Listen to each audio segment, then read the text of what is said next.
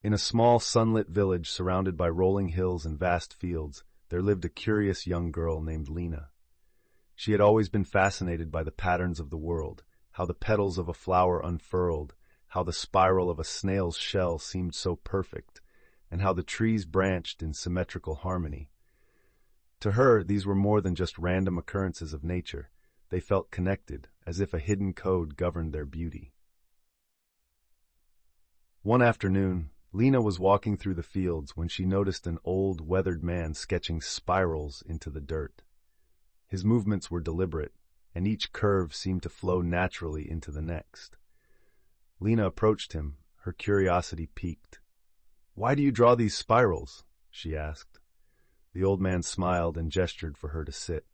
"Ah, the spiral. It is one of nature's greatest secrets, and it hides in plain sight, everywhere you look.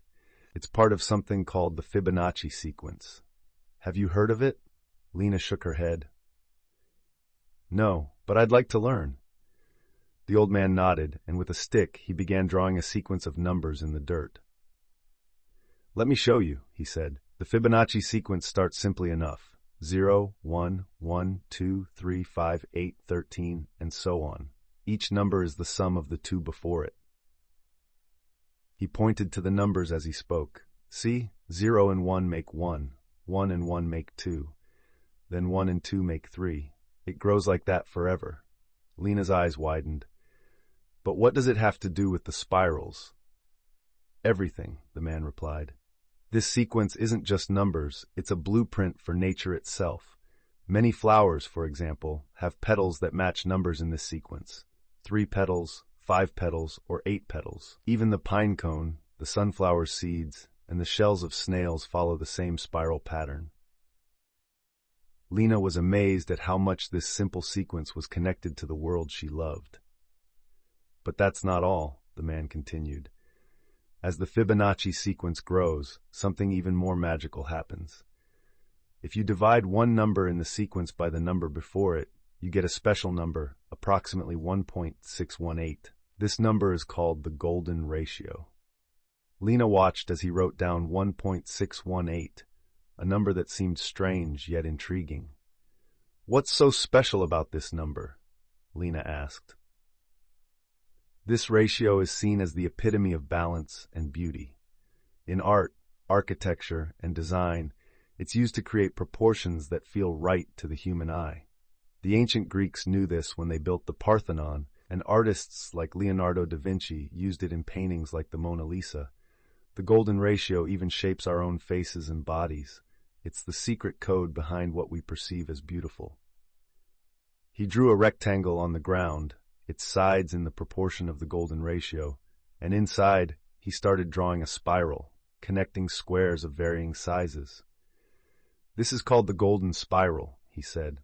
"It grows outward, forever expanding, just like the Fibonacci sequence, and you can find it all around you, from the spiral arms of galaxies to the hurricanes that swirl in the atmosphere." Lena sat back, looking around her, as if seeing the world through a new lens. "So, this sequence, it's not just in math, it's in everything." The old man nodded. "Exactly. The Fibonacci sequence, the golden ratio, they are reminders of how deeply interconnected everything is, from the smallest flower to the stars in the sky. They show us that beauty, balance, and growth follow the same mathematical laws. That's the hidden language of nature, and once you understand it, you see the world differently." He stood up, brushing off the dirt from his hands. "Now, the real question is, where will you find it next?" Lena smiled, feeling the weight of the mystery. The Fibonacci sequence wasn't just numbers on a page. It was a living pattern woven into the very fabric of existence, and now she could recognize it wherever she looked. The Fibonacci sequence's appeal lies in its presence across so many seemingly unconnected things: plant growth, art, human anatomy, and even the stock market. Its simplicity, adding two numbers together, leads to complexity and beauty when you see how it builds a world of spirals, shapes, and proportions. It doesn't just captivate mathematicians. It has enchanted biologists, artists, architects, and even poets. The golden ratio that arises from it is seen as the perfect proportion, which is why it's been used for centuries to create pleasing compositions. The Fibonacci sequence and the golden ratio remind us of something profound, that the universe follows its own intrinsic order. From the way trees grow to how galaxies form, nature follows a beautiful mathematical logic.